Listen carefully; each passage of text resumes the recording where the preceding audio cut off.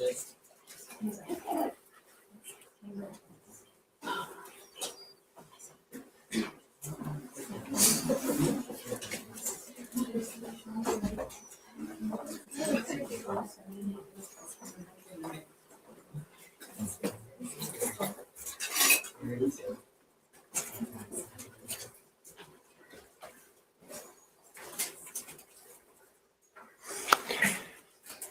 it working? Yes.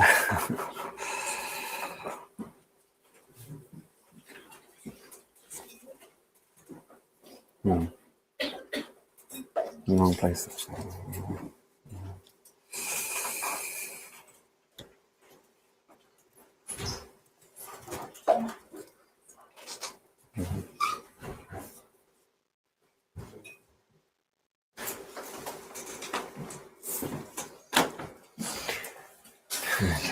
We good to go?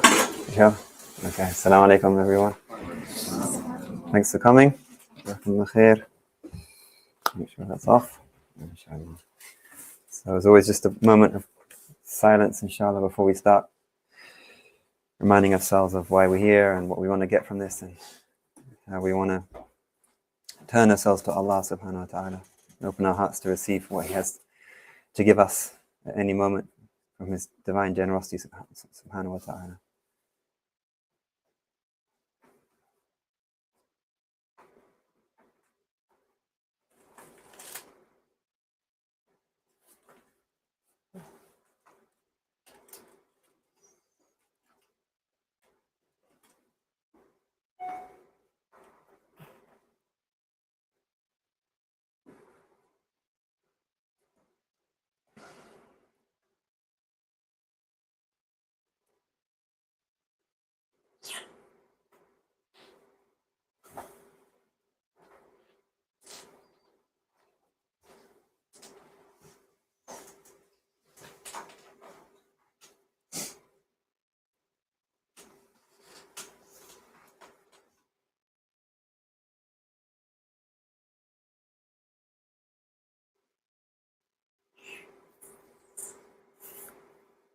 Okay, inshallah, let's begin.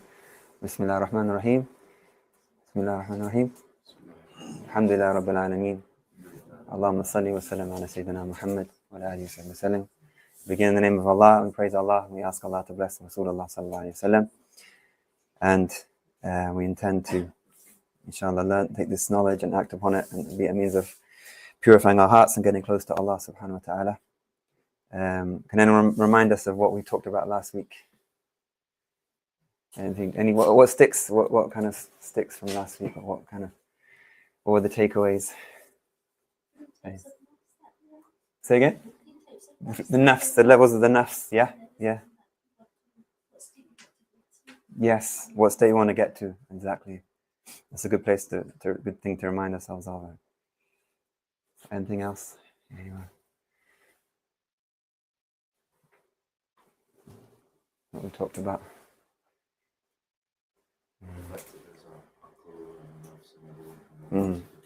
These internal, sort of components of ourself, the nafs, the qalb, the ruh, the aql, and it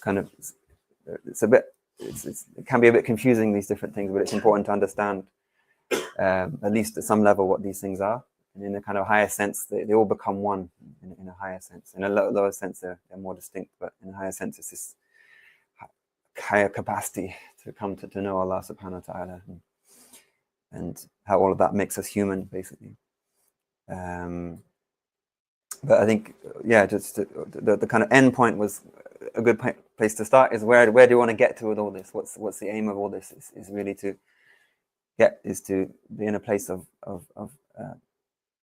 this is where we stopped.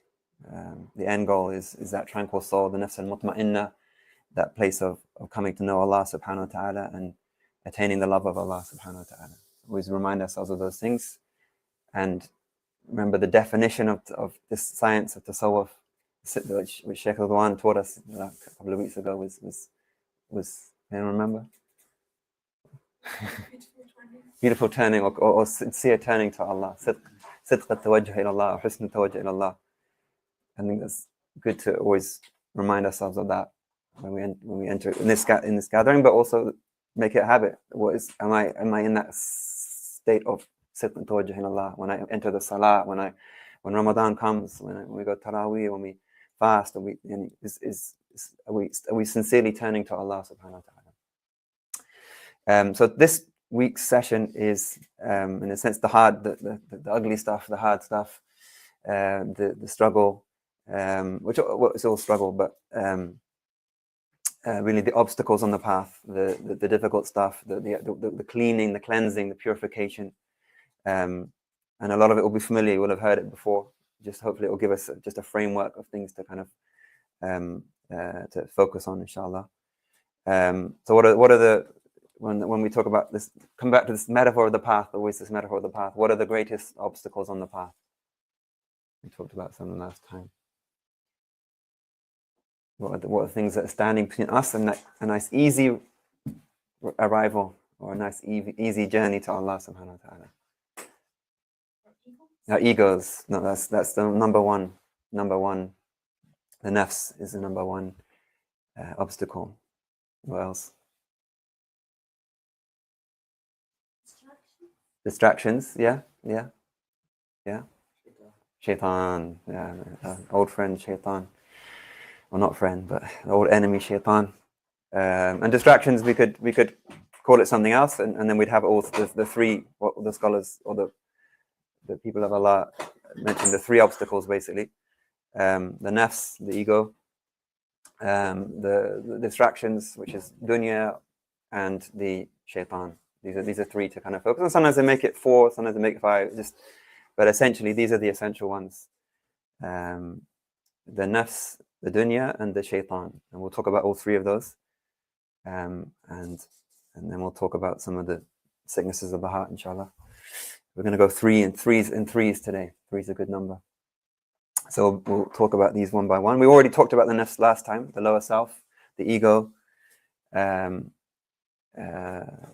And of course, it's not always, the nafs is, there's always nuance. It's not always, when we say nafs, it's not always in the negative sense, because the nafs can be purified, it can be elevated, and it's you. It's still part. The nafs means yourself. It's still you. It's just how much process has taken place.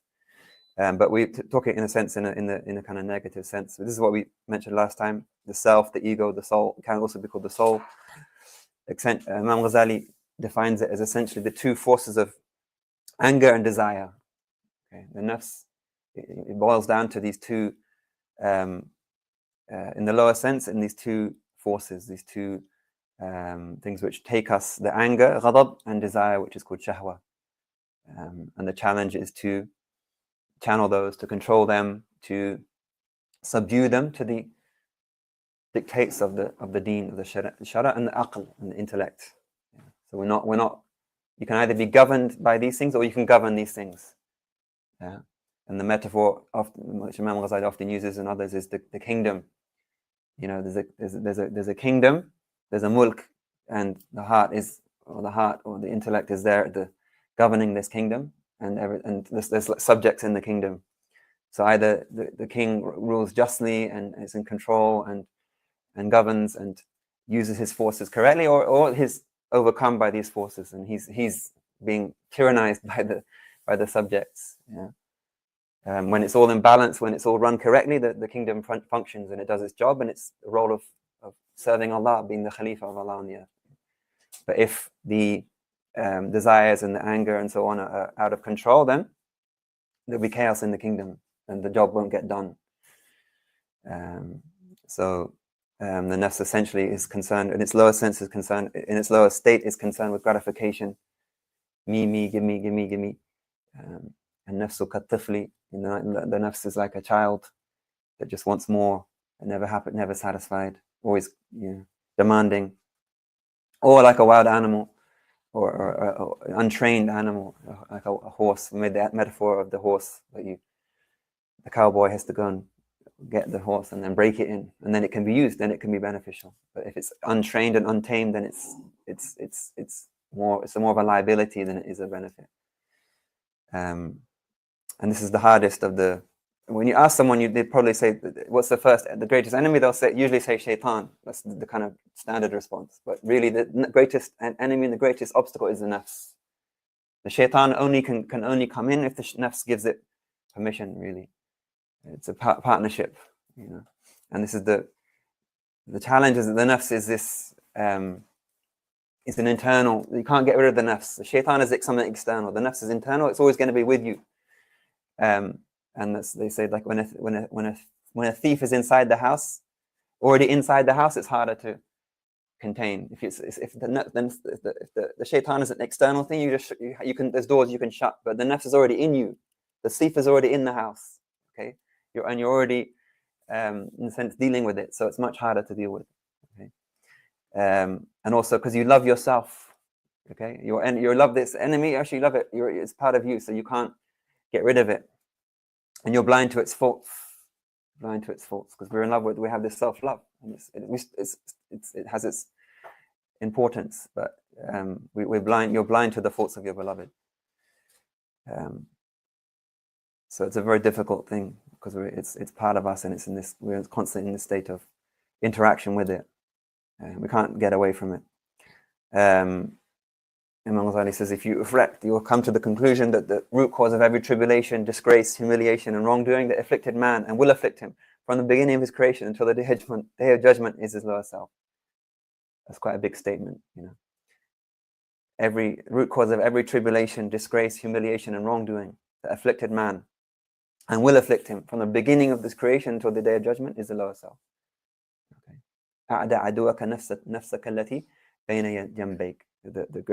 Your greatest enemy is your own self.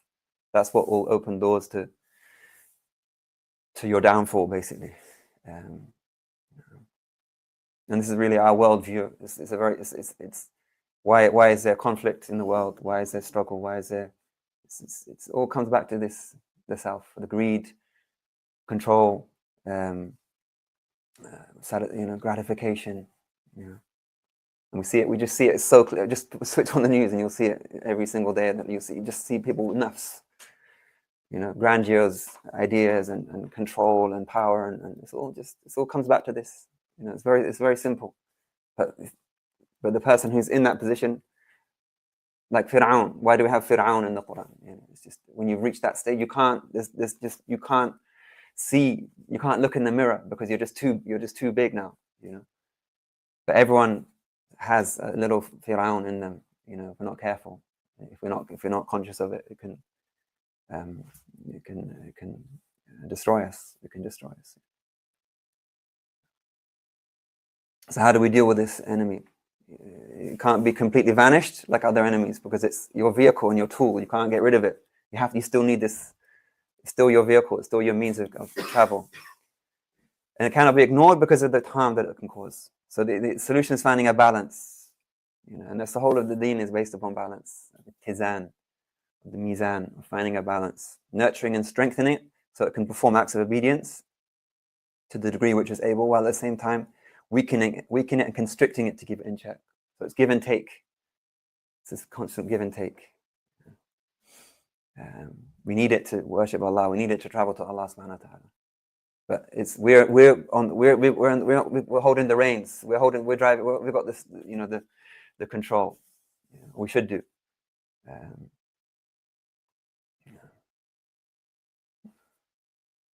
So we don't believe in extreme. Some kind of faiths have this extreme, almost death of the physical. Like just fasting till there's nothing left. It's just some Christian monks would do this, and in Buddhism and so on. And they actually achieve spiritual states because they're so physically. But that's out of balance. And people may go through periods of that. There are periods of Ramadan is a sort of training ground for that almost. We don't have too much accordance, and we'll say at the end of the day, but it's a training ground and a testing ground for that, But we're not asked to go to the extreme of just annihilating the self. So how do we do this? How do we get the better of the nafs? Anyone? How do we overcome this enemy? What can we do? What are some of the tools we can use? We pray every day. That keeps in check. Yeah, that's a good point. I mean, sometimes we miss the obvious things that are just our practice, our salah, the adhkar that we read, the fasting Ramadan, the actions, giving in charity. All those things are there's no separation. Those are part of the training. We're constantly in training. If you're practicing as a Muslim, you're in training. You're in this jihad, in this struggle. That's a good reminder. What else? Good company. Good company is very important.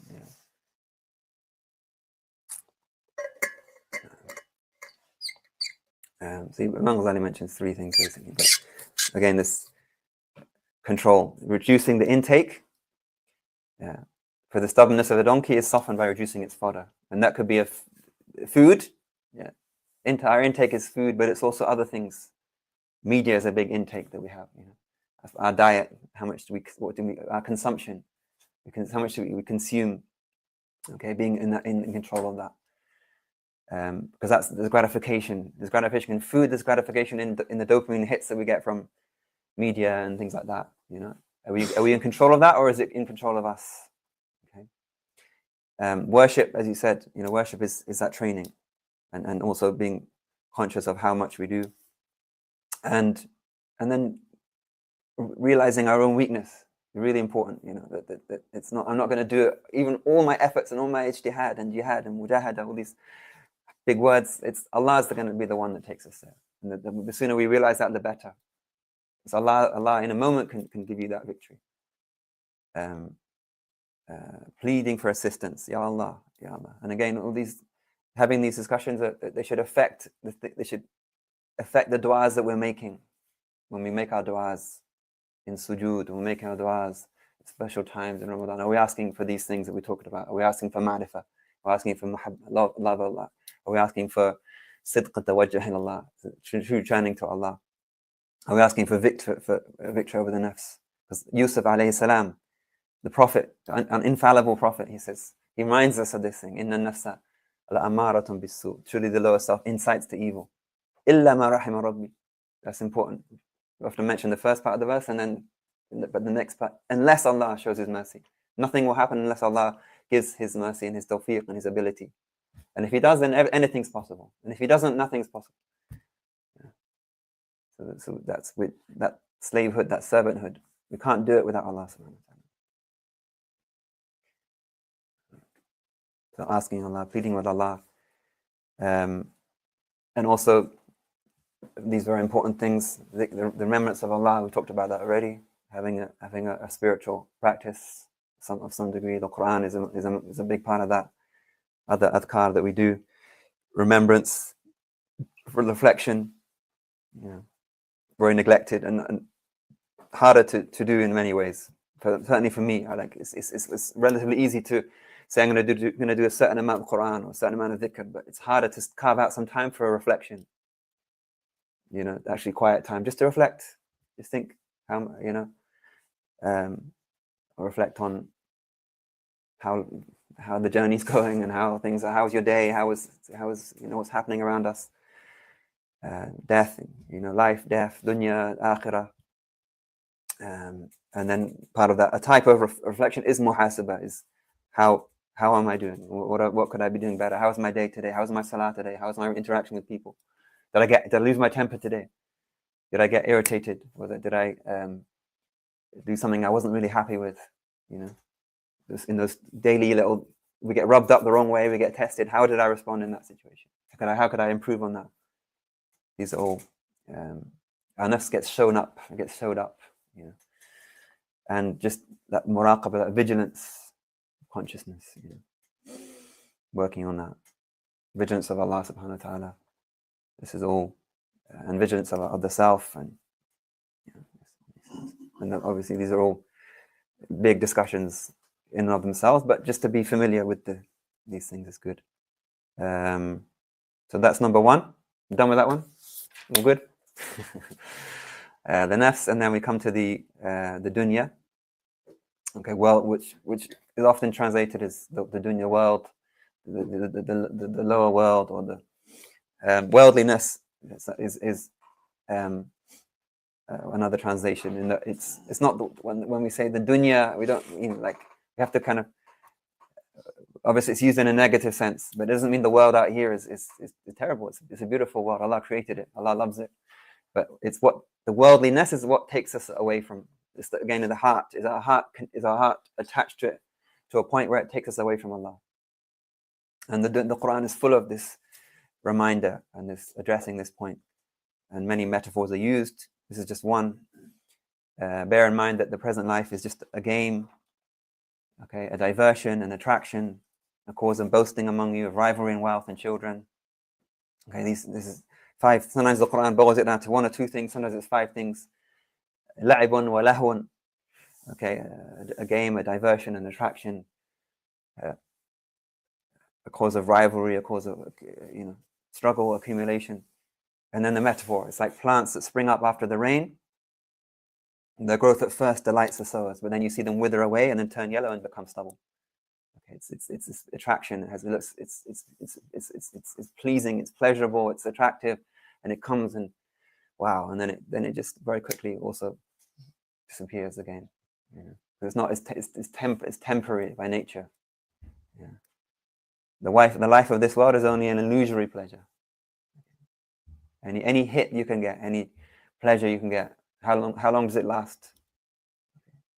The thing that you're really longing for and just, the taste of that, whatever it is, how long does it last? The greatest hit or the greatest, whether it be halal or haram, whatever it is, it's how long. The roller coaster, people that love rides or love the video game, whatever it is, there's a hit, isn't there? But how quickly does it fade? Especially with the more you do it, then you need a higher hit, you need a slightly more higher dosage, and then there's the after effects, It's just that's the dunya. That's Allah's telling us that. It's so ephemeral. It just passes. And was it really worth it? You build it up to this thing and long for it and yearn for it, and then it comes and it's gone. It's an illusory pleasure. And that doesn't mean we can't enjoy the dunya.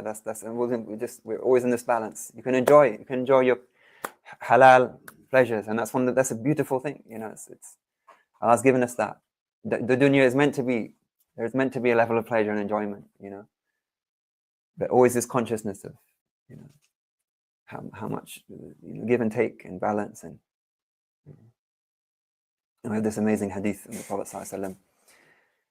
And this cartoon is incredible from that time of the colonial carving up of the Prophet is Nabuwah. He's speaking about from truth. Some other nations, or soon other nations will be summoned against you, just like people gathering to eat together from a bowl. Look at this image. Great carving up of. And they said, we'll again, the Sahaba trying to understand what's going to, and this is before even Islam's still very small, hasn't even gone much beyond Medina yet, but the Prophet's already telling you that this is going to happen. Will there be few of us at that time? Islam's going to spread, Islam's going to grow.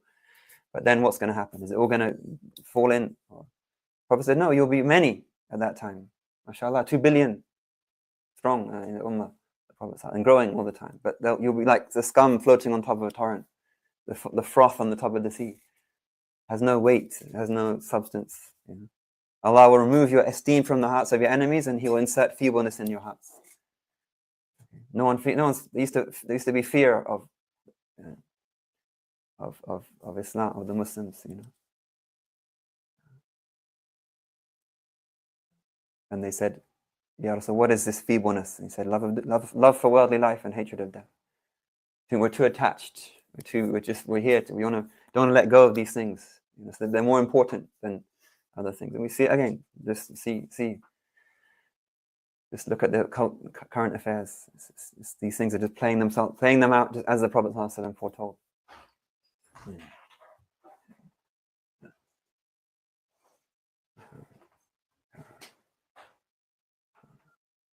And so many. The Quran is full of these verses, and the Sunnah is full of these hadith about the nature of the dunya. It's likened to the milk. The baby, the suckling. The baby doesn't like to, just wants to carry on.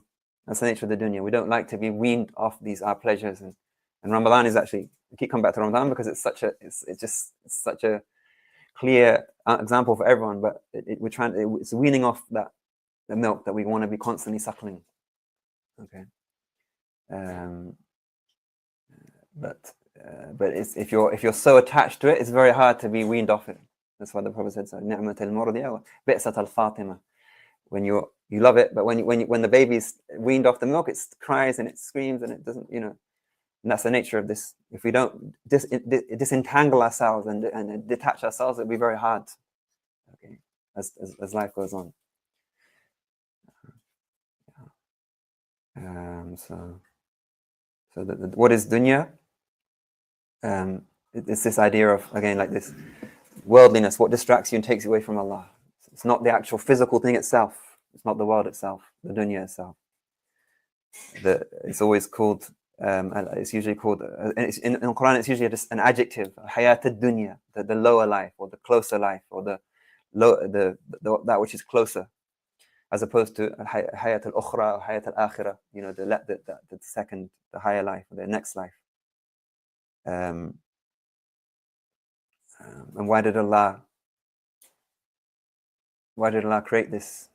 Why did Allah decree that it be like this? Anyway, what's the wisdom behind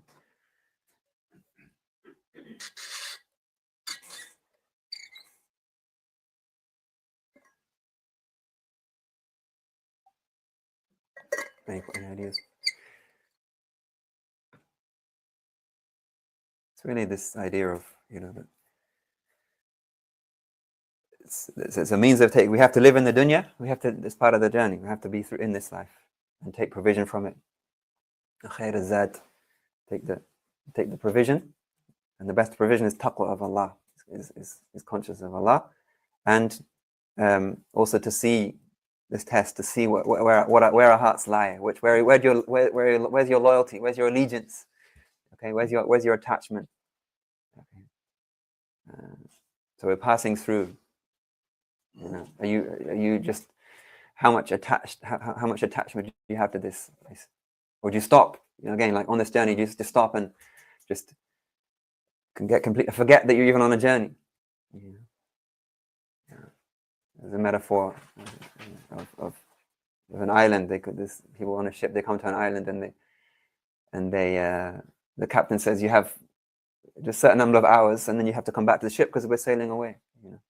And so they all go onto the island, and they're amazed, and they see jewels, and and some people just remember they spend a bit of time, they enjoy it, and then they come back to the ship. Others people go a bit further into the island, and it gets more and more amazing, and then the call come back. The ship's about to, but they're too lost. They're too engrossed and they miss the ship. And they try and others they find jewels and they try and fill them. It's too heavy for them. They can't get back to the ship. They either have to take it. They either have to dump the jewels and rush back to the ship, or they're in this kind of.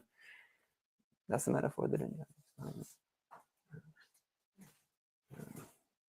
And so many others. So what's the remedy? How do we overcome this? And what do we need to do?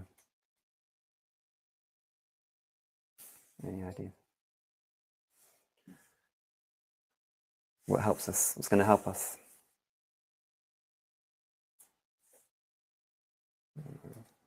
One is reflection, just reflecting on what we just talked about. Why does Allah keep telling us about this? Life is short. What's awaiting is incomparably greater and longer and bigger than. So anyone even just rationally, if you had a life which is 60, 70, 80 years, and you had a life, and there's a life which is eternal, which there's no comparison. Which would you give priority to? But because we're so in it, we can hardly see beyond next week, let alone into eternity. But if the rational person, if they said, this is your life, and this is the next life, which can't even be measured, even if it's not on the scale. Surely you would give priority to that over that. It's just, that's just obvious. But it's obvious, and death is the most obvious thing, but it's so difficult to really to contemplate it. So don't and avoid excess. That's really the things. You can have these things. Don't be overly, even the spiritual path. Don't be overly worried about it, but just be conscious. Am I being excessive in this? I mean, everyone's different. It's not like a one hard and fast rule, but I just have that consciousness. Am I being excessive? Am I indulging? And it's okay. It's okay once in a while, but is it just be in that state of awareness? When Allah gives you, spend freely from it. Just don't train yourself to be not to be overly attached to what you have, and try to attain this non-attachment, which we'll talk more about in the next session. So there's always in all these discussions, there's always a negative trait which is mirrored by a positive trait. Okay. Non-attachment, contentment, remembering death. These are all things to think about.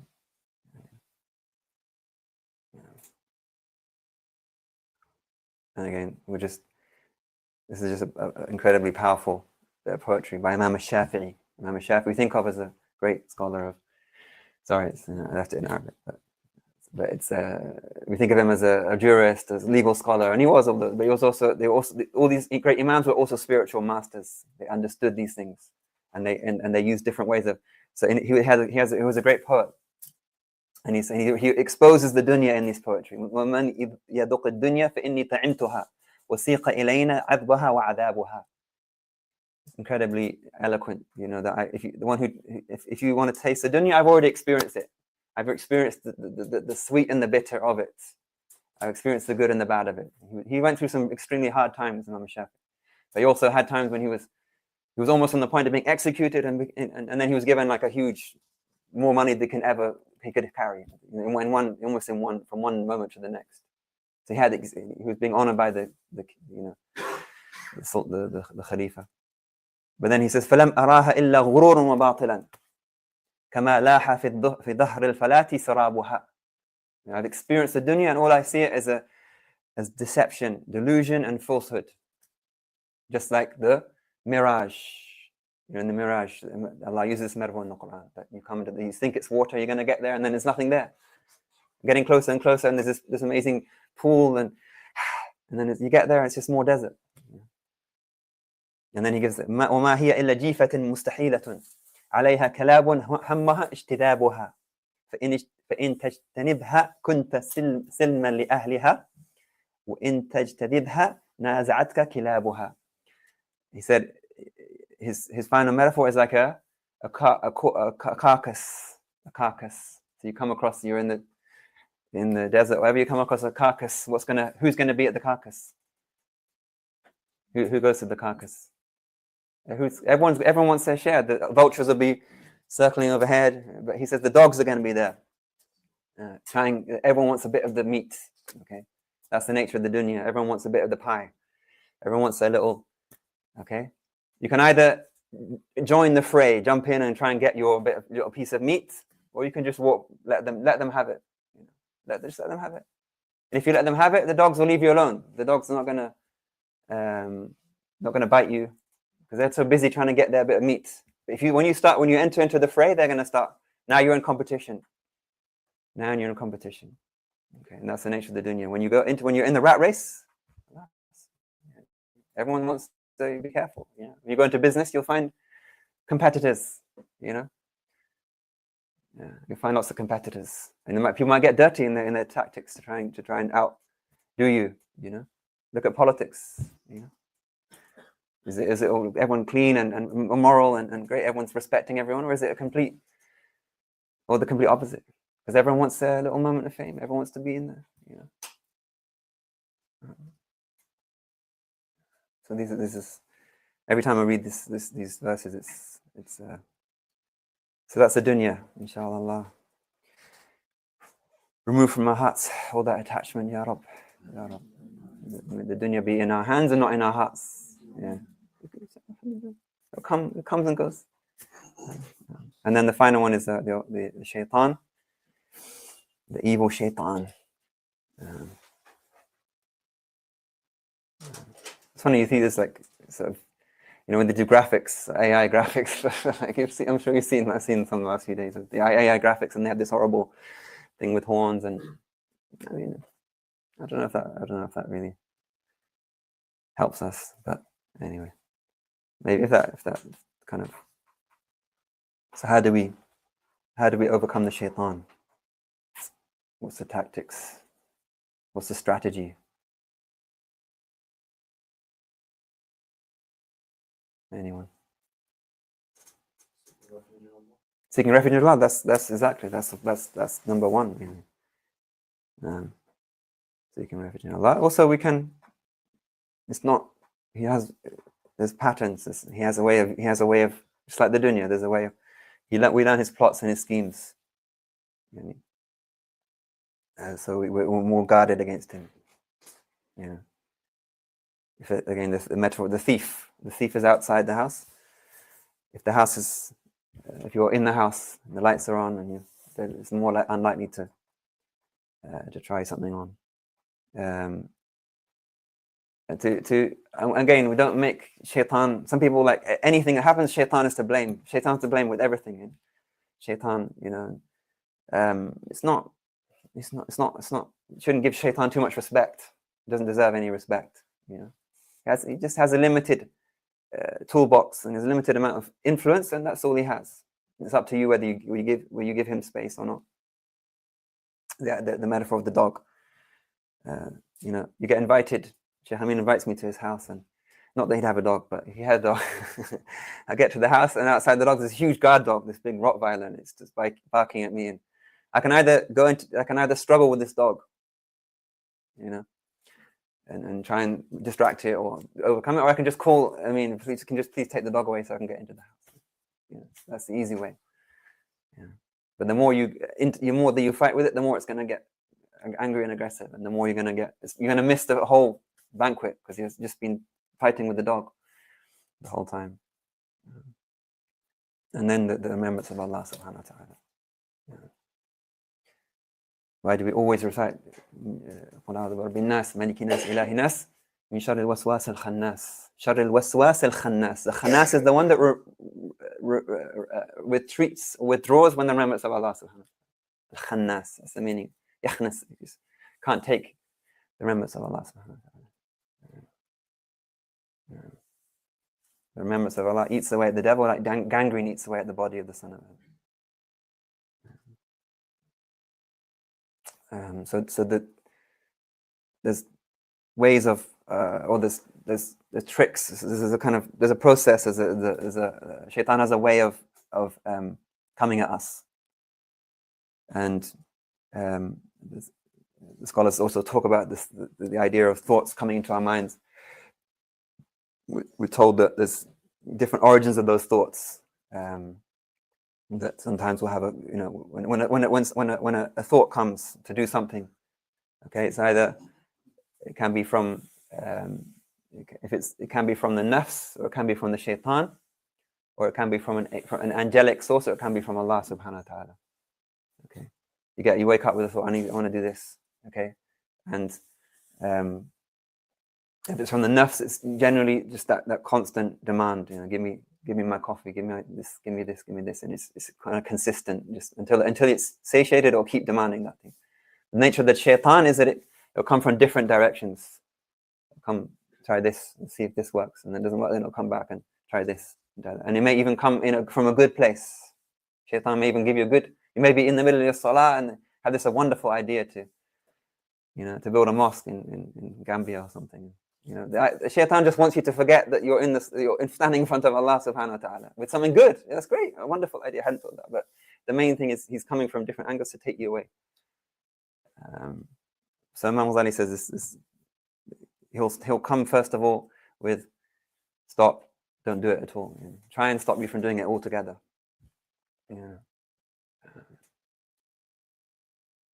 But then if you manage to overcome that, you make an intention. I'm going to go and pray Isha tonight in the mosque, for example, or I'm going to go for I'm going to make an umrah, inshallah. You know, Shaitan first of all comes and tries to put you off that altogether. You know, you don't need to do it. It's not a good idea. Try different ways. Once you got past that, he'll try the next thing, okay, which is put it off. So yeah, good idea. Bismillah, good idea. But you know, you don't need to do it yet. It's all good. You know, there's plenty of. There'll be another time you can do that. You know, a taswif. They say sofa. I will do this. A taswif or shi'ar of shaitan. The putting things off is the kind of motto of shaitan. Just do it. Put it off till tomorrow. You're still young. You can make tawbah later. You know, those praying Isha in the masjid for the old people do that. You know, when you're a young man, you need to got other things to do. You're busy. You've got important things to do. There's plenty of time for that. You know, plenty of time for that. If you manage to get through that and you do go and perform that salah, whatever it is, he'll try and rush you in it. You know, try and rush you in the wudu, rush you in the salah. Just get it done. You know. So you're not present in that salah. You don't do it fully in the full tawajjuh, full turning to Allah. Okay. So you try and fight that. There's a special shaitan that whispers us in the wudu. There's other shaitan that whisper us in the salah. You know, rush. Ajala min ash-shaitan. This rushing, this haste is from shaitan. Okay. And so we can get caught up in this, you know. In Ramadan, there's a you know, I want to have iftar and then get on and do this and go on and do the salah, and it's all this kind of, and sometimes you just need to stop and just, what am I doing all this for, you know? It's just this for Allah, you know? And then if he doesn't succeed, then he'll try and get you to ruin that action. Give you the show, just look how pious I am. Look, I'm doing the salah, and look at all the other people. No one else. I'm the one. I'm just here doing this, and no one else is, you know. And then more subtle, be like, he'll try and inject some pride into it. The riyah is showing on. We'll talk about this in a minute. We'll come to this in a minute. But so now he's interacting with the nafs and building up the ego and trying to get you to lose that action, because if you're doing it for other than Allah, you get this pride creeps in. Well done. And then finally he comes with another more sophisticated or theological argument that this you know, that there's no point really doing anything because God's already decreed everything anyway. You know, this it's all, you know, there's no real motive to do anything, because if you're going to be in Jannah, you'll be in Jannah, and if you're in the fire, you're in the fire, and that's all done. Okay, and it's not necessarily, this is just it's not necessarily this is going to happen in this way, but I'm sure all of this resonates at some degree. There'll be some, we'll have all experienced something of this at some point, you know. The promptings, the suggestions. Yeah. Okay. So those are the three enemies, or the three obstacles, and then, you know, the nafs, the shaitan, and the dunya. Okay, so just keep that in mind. Even if we don't remember all the details, think of those things that we're trying to work on. And then I want to focus on, I want to mention 3 of the diseases of the heart, or the sicknesses of the heart, which affect us, and just talk about those, inshallah. This is talking about purification. We're talking about this spiritual cleansing, and they are arrogance, which is kibr, ostentation, which is riya, and envy, wa hasad. These are the kind of root causes of root sicknesses, diseases, whatever you want to call them. And these are kind of, there's many different ones, but these are kind of like 3 of the most important ones to know about, especially as time is short. And each of these is, you know, Imam Ghazali has a book on each of these, you know, good 100 pages or 80 pages on each of these. That's how deep he goes into them. So we can't do justice to them, but just touch on the main points, inshallah, that everyone should be aware of. So the first one is kibr. What does the word kibr mean? What does it kind of imply? Greatness. Yeah, big, exactly. So kibr is this false sense of greatness. Okay, arrogance. Again, the English words are always approximations. They might be accurate, they might be, you know, but it's always good to understand the Arabic words, or be familiar with the Arabic words. Kibr is that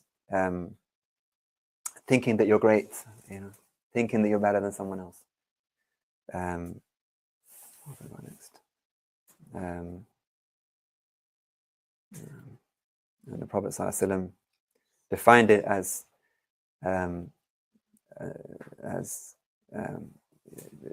al-kibr bathar al-haq wa ghamt an-nas, is to reject the truth and look down upon others. Okay, it's essentially this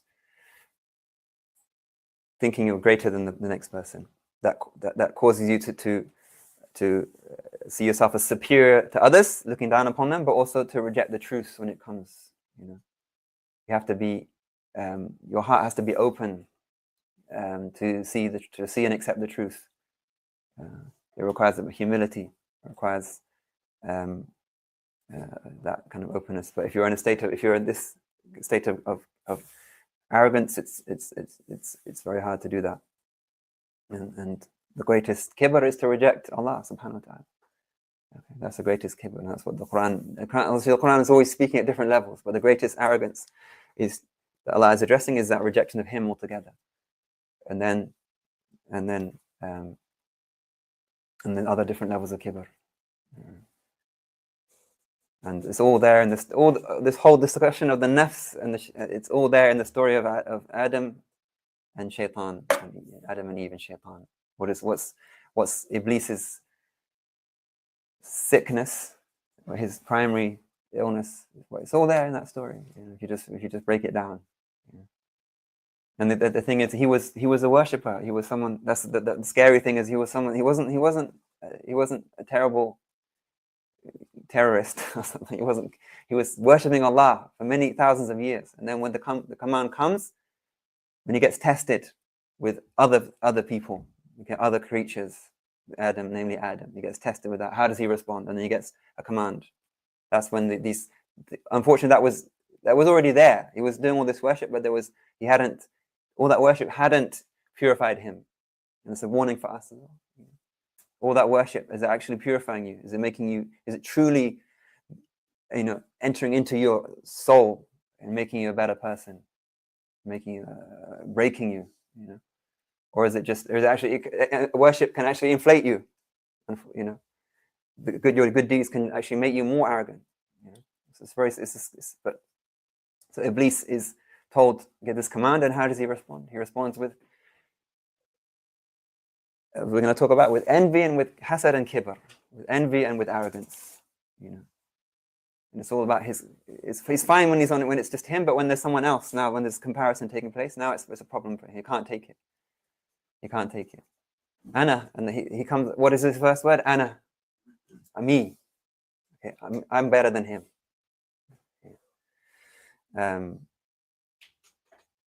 Yeah. There you go. It's the attribute of Iblis. So the ana, me, I. We have to be really careful of me, and it's so much the language of the age. It's all about. It always has been, but even more now. It's all about this individualistic, about me. I can do what I want. I can make my own choices, and I can me. I can have my iPhone, and I can have my this, and I can have that, and it's just even more than ever, it's the nafs, the self. So if kibr is one thing to think about, it's about me. Ana khayrun minhu. I'm better than him, and he makes this comparison, and we should be looking at him, who subhanahu wa ta'ala, not ana. Okay, think about him subhanahu wa ta'ala, and it prevents you from coming to know Allah subhanahu wa ta'ala. If you're so full of your own greatness, then how can you know the greatness of Allah? And it prevents you from attaining good qualities. Okay, it's a barrier.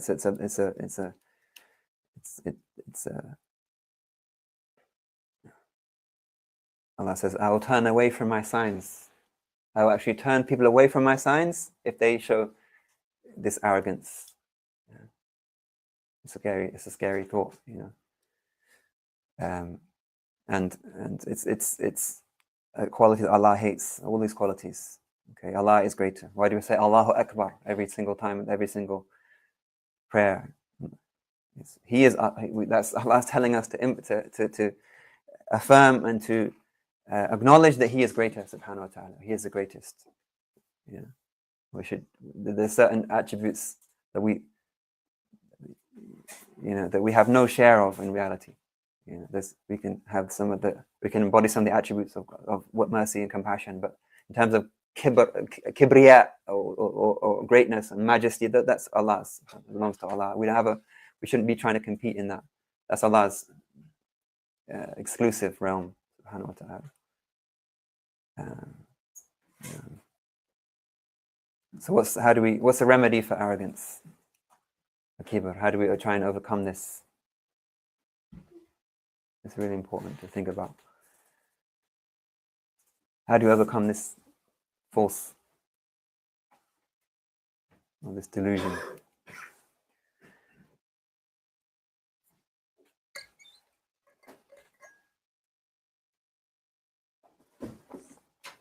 How do we become more humble? By remembering the greatness of Allah, like we talked about. Absolutely, yeah. What else? Anything else?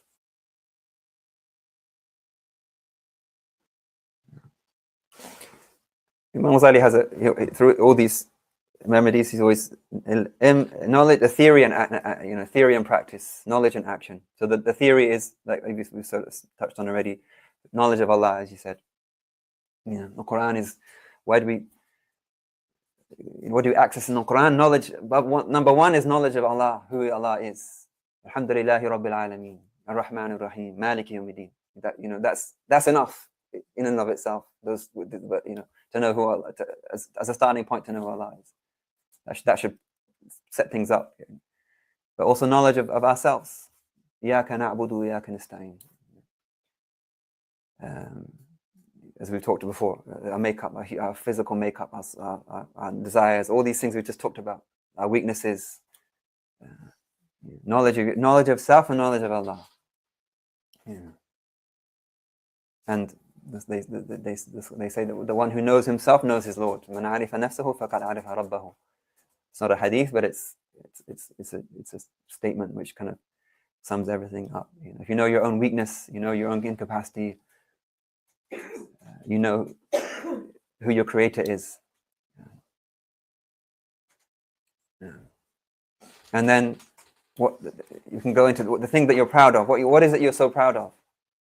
Is it your intelligence? Is it your intelligence? Is it your position? Whatever it is. Is it your physical attraction? Is it your deen? It could be a worldly thing, it could be a religious thing. What is it? That thing. Think about it. What is it? The basis of that thing. And then is that thing yours? And where did you get that thing from? Yes, God. We have people achieve amazing things. We have people are very creative and entrepreneurs and so on and so on, and that's all has its place. But where did they get that intellect from? Or where did they get that strength from? Where did they get? If you could boil it all down, where does it all come from? You had amazing achievement that you did. If you qualified as a doctor or you won the Olympics or something, that's amazing. That's human achievement. But where did that come from? Yes, you trained. Yes, you did this. Yes, you did that. Yes, you spent sleepless nights doing it. But where did you get the original components for that thing? Who's the creator of that? Who's the enabler? Will Allah to just take in a second that intellect that you have can be taken. And now you can't even make sense that that can go at any time. Your sight, all these things that we just take for granted, the sustenance that you have. And it's these people that who are in these positions of incredible wealth and they don't acknowledge Allah. Allah's just it's scary because Allah's enabling through these things and they're not recognizing Him, and they're getting further from Him. But when you get that sickness or you get a little test or a little thing, it's a huge blessing, that you're limited in your capacity. Go to the hospital. Go and visit the people in the hospital. See what the human state is. Go to see people who've lost their intellect. And remembering the end result of arrogance. Where will that lead you to?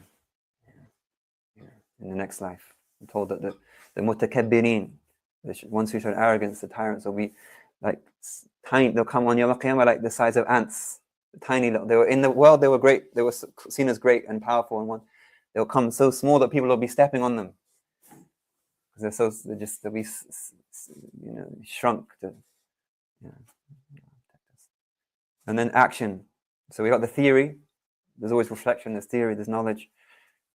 Try and focus on the opposite. Opposite trait, which is humility, tawadu'. And we have amazing example of the Prophet ﷺ, who was the greatest, the highest, literally, and greatest, and he was the most humble, sallallahu alaihi wasallam. And then any true follower of the Prophet ﷺ will be humble. Take it as they'll be humble. They have this quality of humility, and it may not always be. It's not always. Humility is not always it doesn't always manifest in that. Humility is an inner state. Okay, someone truly sees themselves as being nothing, even if it's not just about how much they the physical that may be there or maybe not. But in the inward state, you'll find there are people that don't see themselves as being anything, not just what they say. I'm nothing. I'm this. I'm that. I'm just a slave. You can say that, but the people of Allah have truly got that quality. And we have so many examples of them, and we have living examples of that. And then trying to go against the dictates of arrogance, and that'll depend on whatever situation. It'll depend where you are, and if it's in a religious setting, it's about being at the front and being the one talking, okay, or being in the front row. But if it's in you'll know your own setting from your own in certain careers. There'll be things that in status and who gets this and. It'll just depend. You'll know from your own experience in society. I'm sure if you're a doctor, then there's certain, subtleties about who gets this, who's on the pecking order, who gets this, and I'm sure it's in any profession or any worldly thing. I'll go against that. Don't be the person that has to, fight against that desire to be the. Or if you're in a discussion, or you always have to have the last word. You always have to be the one that kind of wins the argument. Don't be that person. Try, and it's hard, especially if you're used to doing it. If you're always the one that has to be the know all. He has to have all the facts and have all the information, and I'm going to lecture you on how this. Just try and leave it for once. Okay. So that's kibr. Just 2 more to go, inshallah. It's a lot to take in. Riya, okay, which is. Ostentation is not a word we use much. Showing off might be an easier word to use. But in Arabic, riya. And we actually, in the short surahs of the Quran, we learn as children. We have a verse that tells us about riya. They don't know what it is. Yura'una. يراؤون رأيت الذي يكذب بدين فذلك الذي يدعو إلى اليتيم ولا يحض على طعام المسكين فويل للمصلين الذين هم يراؤون. Is that right? Yeah. يراؤون. نعم. ويل للمصلين الذين هم. Oh, sorry. يراؤون. Remind me again. Sorry.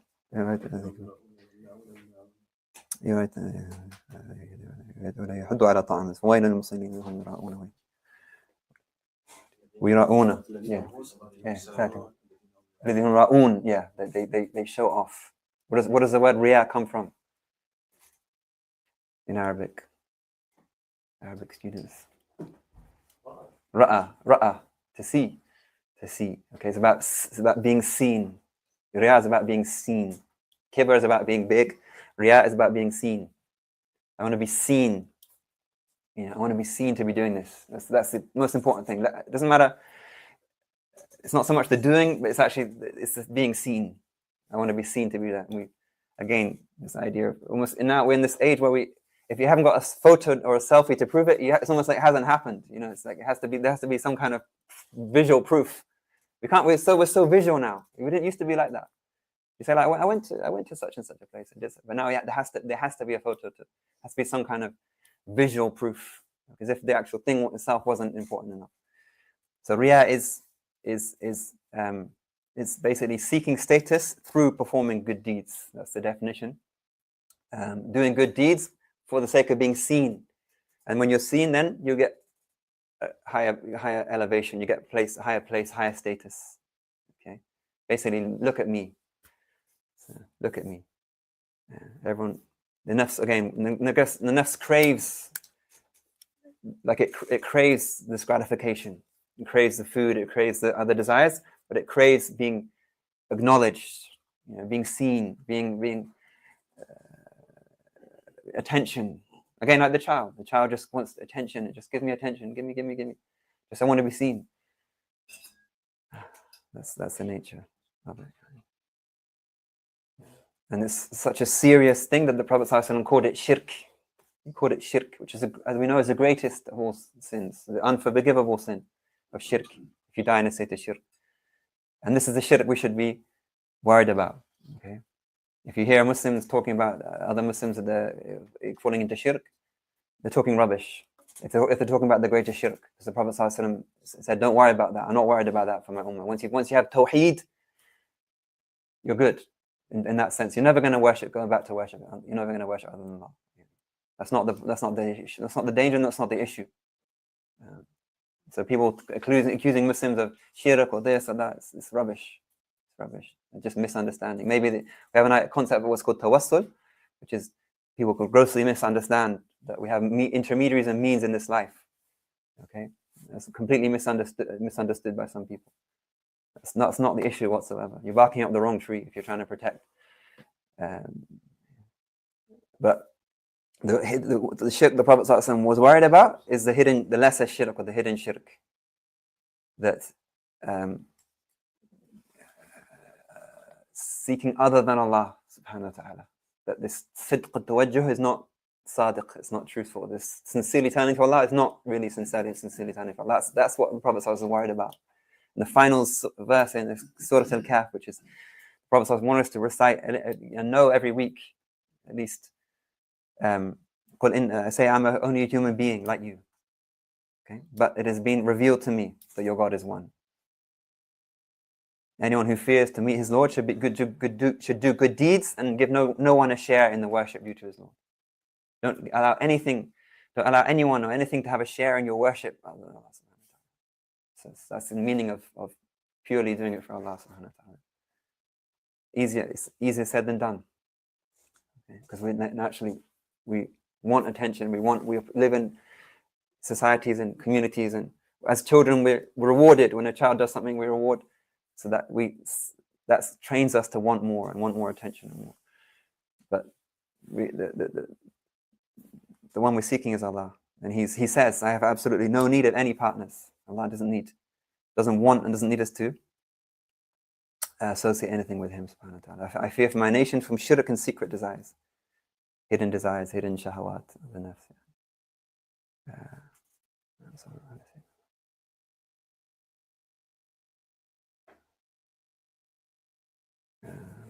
So what's the remedy?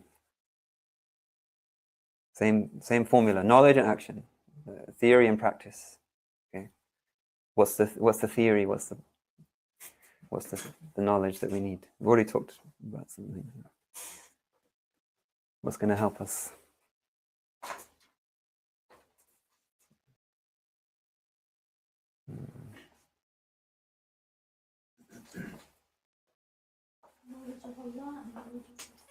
Knowledge of Allah and of yourself. Yeah, exactly. Knowledge of the greatness of Allah, the greatness of His reward, this everlasting gift that He's preparing from He's giving us. Being alone with yourself. Being alone with yourself. Yeah. And Then then worshiping Allah. Yeah, exactly. Again, just stopping. Maybe just reminding. What am I doing this for? Who am I doing it for? What do I want to get from this? Yeah. If people weren't there, if there was not, would I still be doing this? Or is it just because the pressure or the keeping up appearances or Tawheed, this witnessing that who has truly the ability to harm and benefit.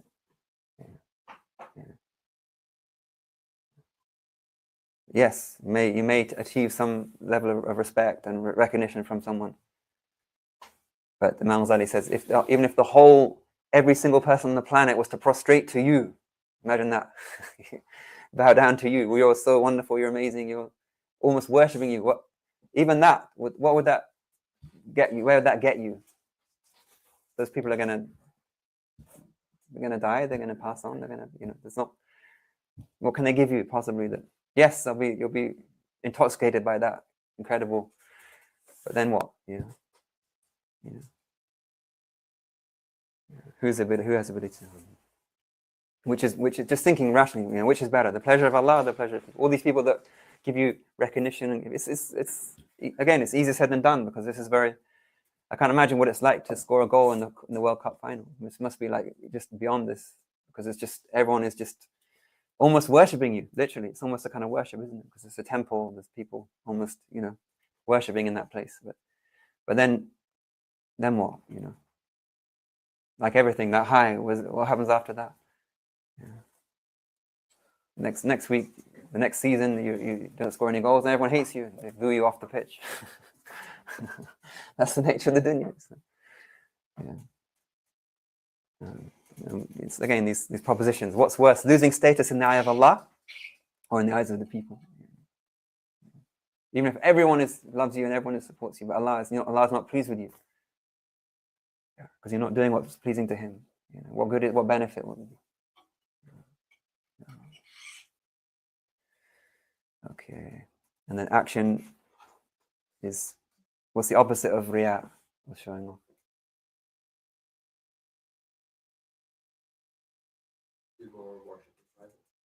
Yeah, but what's the actual thing itself? Humility is the opposite of arrogance.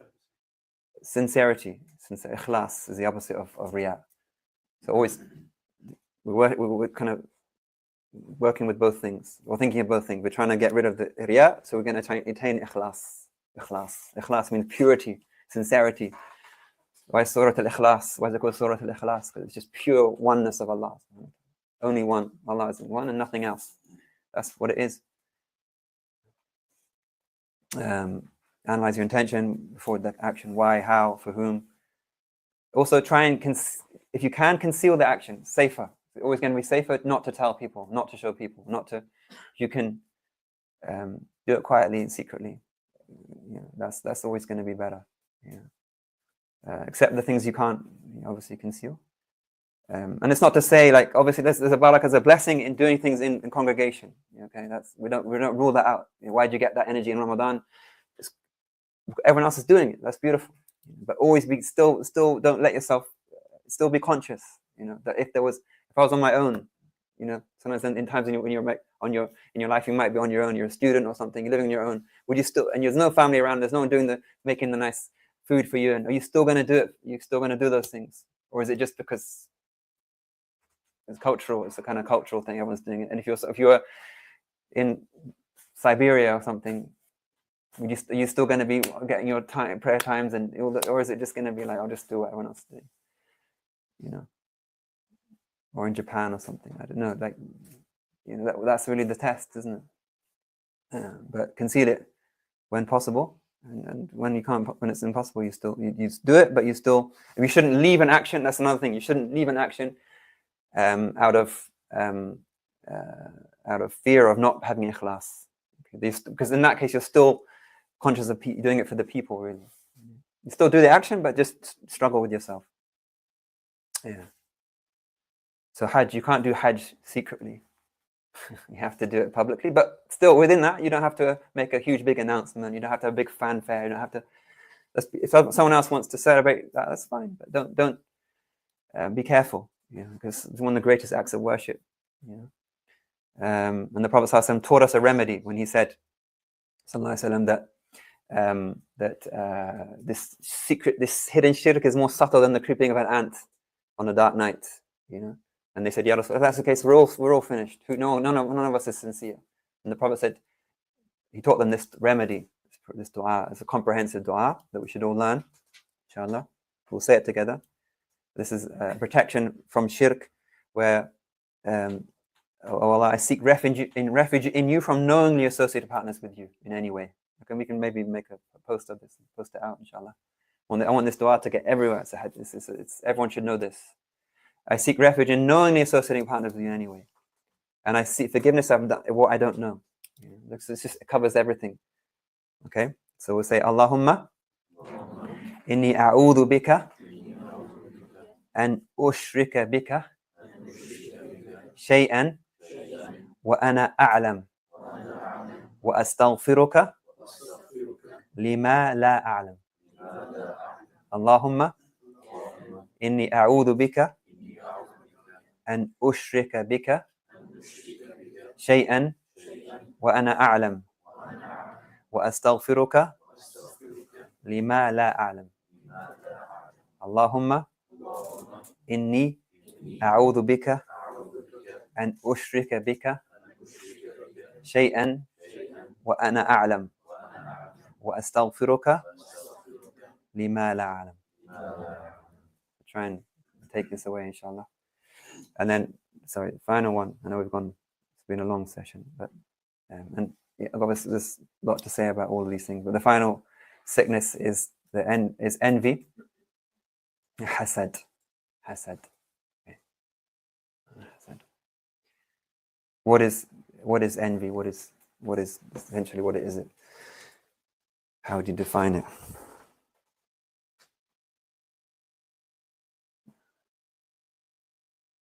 How do you define it? It's not just wanting what others have, but wanting them to lose it. That's part of it. There's different levels of it. So it's actually anyone else want to jump in? What is envy? What's hasad? At the root, it's actually being discontent, malcontent. It's disliking a blessing that Allah has bestowed upon someone. I'm not happy, and I bring it down to one word: why? Why has he been given this? Why have they been given this? It's always, again, kibr is me, I'm better than so and so. Riya is look at me. Hasad is why. And the root of it, it's why has someone been given that and not me? So it's a discontent. It may then lead to I want that to be taken away from them, or I want what they've got.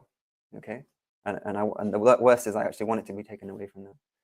But it's at the root. It's like this not being happy with what Allah has given, basically. Why is it so bad? Why is it so bad?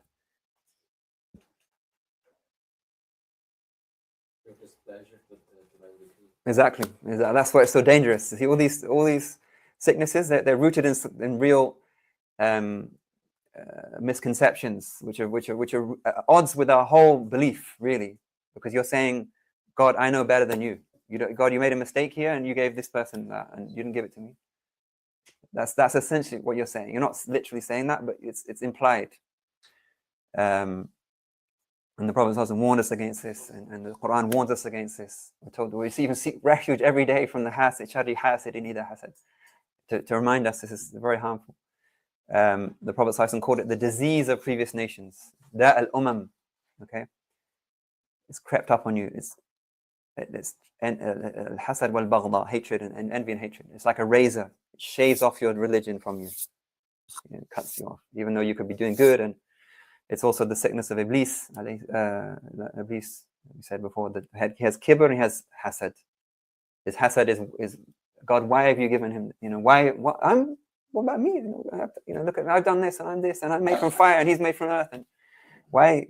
It's that why of Iblis. And then the kibr. He has the kibr and the hasad. And it's also, subhanallah, the cause of the first murder on earth. What's the cause? When the detectives came to invest at the crime scene, they investigated and they found that what was the root cause, what was the motive behind this terrible act? The first, imagine that. There's never been, the earth has never witnessed a death or a murder. And then this happens. And the root cause of it is he's got this and I haven't got this, and why this, that's all it is. You know. Why does Allah tell us these stories in the Quran? They're just teaching us these fundamental things.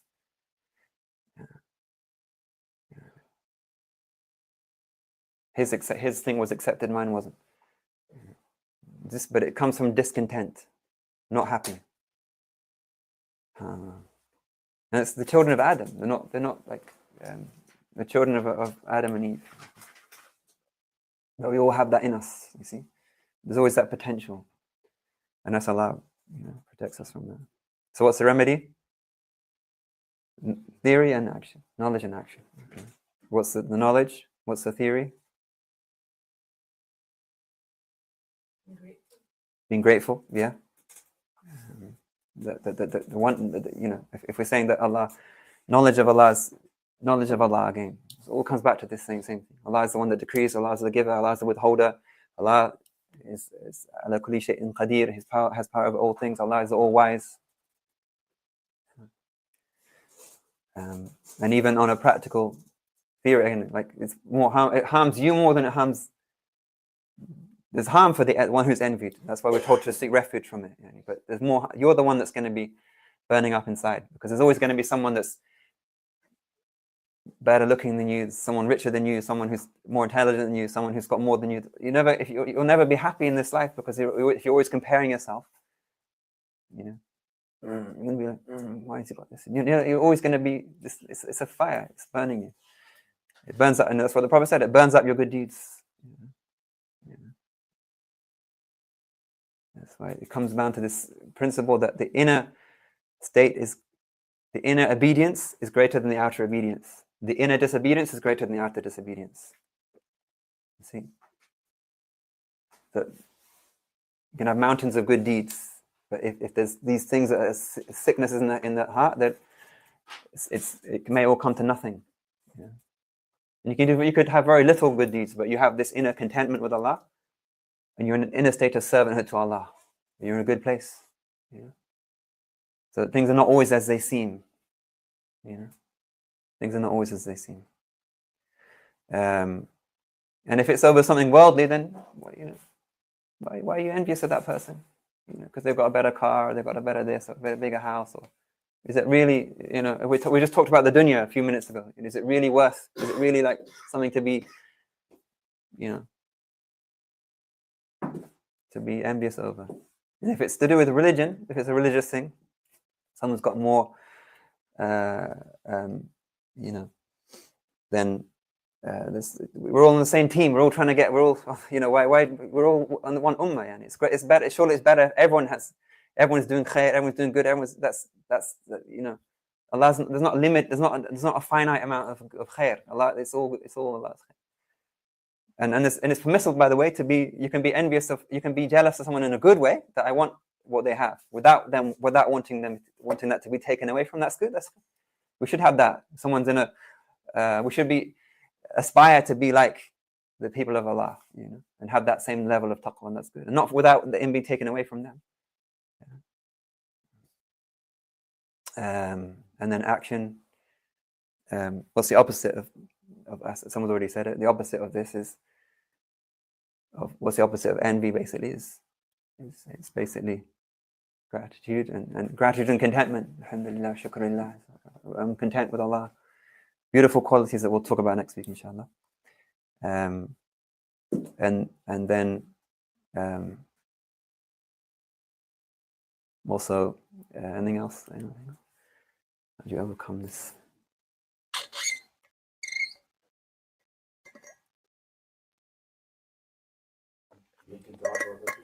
That's beautiful, mashallah. Making dua for other people, yeah. Charity, yeah. In a sense, any good deed they're all, there's shifa, there's healing in that. But this beautiful thing the Prophet said, sallallahu alaihi wasallam, is this idea of community ties, of love, mutual love, and you'll not enter paradise until you believe, and you'll not believe until you love one another. Okay, shall I not inform you of that which enables you to attain this? Spread. And this is actually the second part of the hadith we mentioned before. We said the first part of the hadith is that the sickness of the nations has crept up on you, envy and hatred. And then the Prophet gives you the solution in the same hadith, that love one another, respect one another, care for one another, spread afshu salam, you spread peace. You know, and that's also like, you know, that person who's that you're envious of, or when you actually sit down with them and eat and break bread with them, you realize they may have a bigger house, they may have a better salary, but when they're going through their own struggles as well, and it kind of that envy probably wasn't, you know, you actually wouldn't want to be in their situation when you know the things that they're going through. Yeah, because that human contact, when someone's distant, you can be envious of them, you know, but when you actually sit with them, it's like they're just human like me. They have their own struggles, they have their own things, and trying to go against it, they dictate the envy, and that's what you said, making du'a. If you feel that burning of that person, pray for them. Allah increase. That's what Shaitan also jumps on that. You know, Allah increase them and give them more and make them better and make them go against that. And the Prophet ﷺ, again, this is one of the du'as the Prophet taught us every morning and evening. And it's in that there's a cure. If you think about it, oh Allah, whatever favors I or any of your creation received this morning, they come only from you. This is a pure tawheed. Every blessing that any single creature has been given is from Allah alone and without any associates. So to you is all praise and thanks for them all. You know, alhamdulillah. There's no limit to Allah's gifts. If Allah gives that person this, alhamdulillah, shukrulillah. So in this dua, there's a remedy. I'm grateful, Ya Allah, for everything you've given to everyone. Alhamdulillah. And I'm not discontent with anything.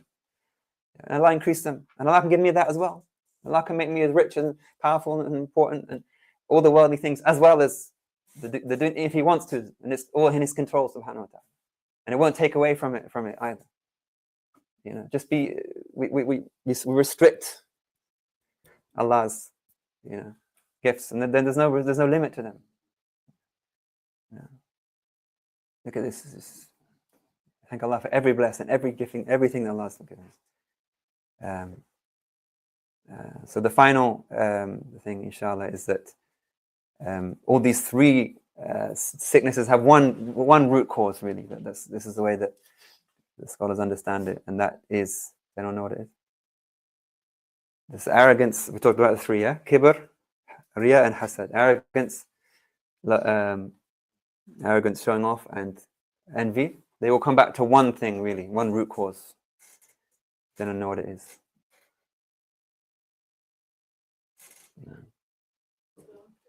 Hubb dunya. So it all comes back to love of dunya. Okay?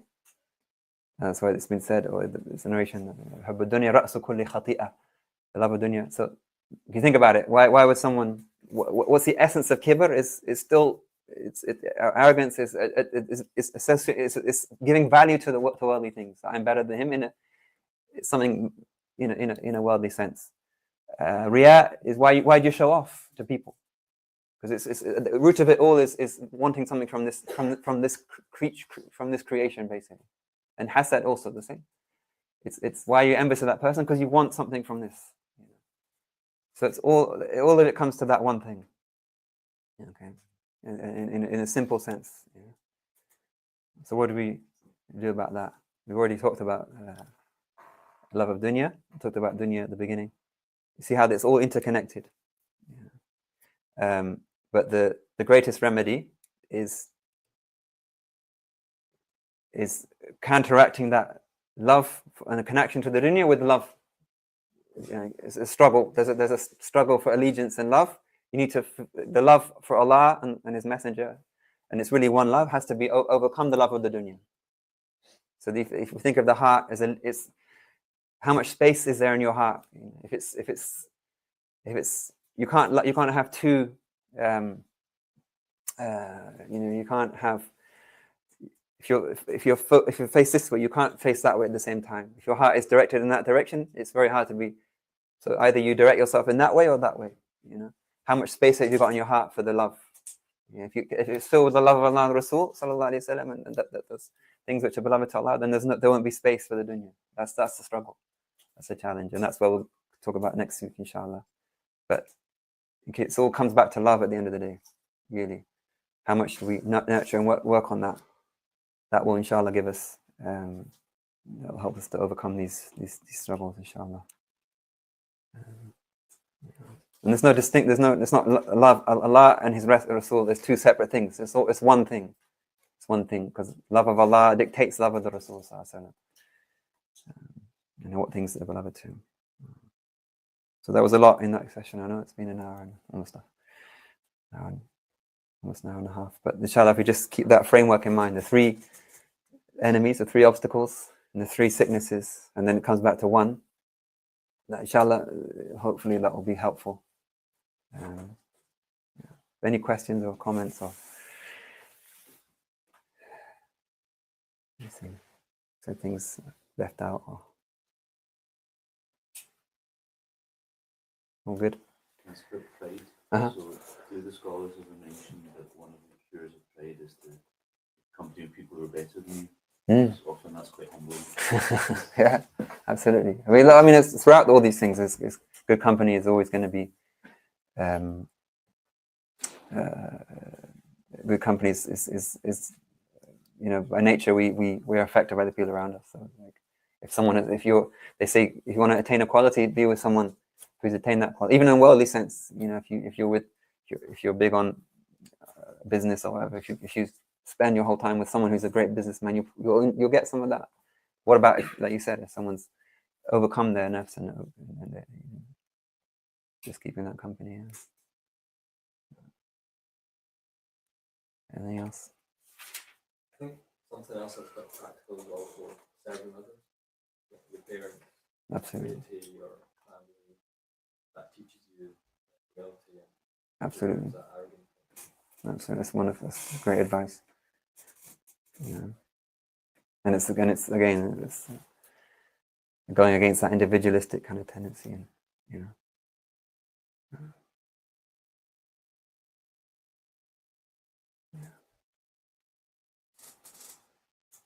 And that's what we learn from the Prophet ﷺ is humility in the family situation, and when it's harder to be humble, harder to be, it's easier to lose your, maintain that character. It's harder in those situations.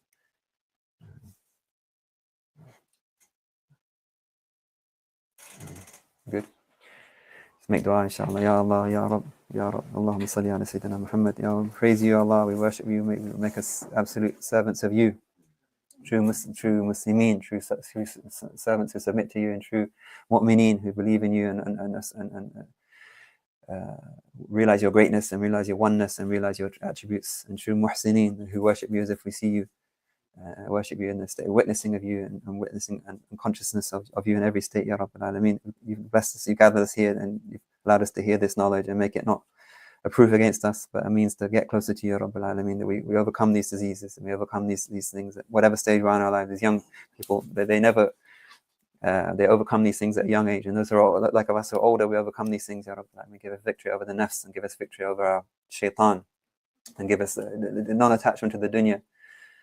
Remove from our hearts every attachment to the dunya, which is a barrier to us coming closer to you and coming to know you and coming to love you, Ya Rabbil Alameen. Maintain love from you, Ya Rabbi. Ask Allah for this muhabbah that fill our hearts, the love of you and love of your Rasul sallallahu alaihi wasallam, love of all that is good, and remove from our hearts all these desires and these things that take us away from these barriers and these obstacles and these things which come. Remove from our heart arrogance, and remove from our heart envy, and remove from our heart showing off and pride and all these blameworthy things. Allah, make us true people that embody that the tradition of our Prophet Sallallahu Sayyidina Adam, the Anbiya and not the people who follow in the way of Iblis and the nafs and the shaitan, Ya Rabbil Alameen.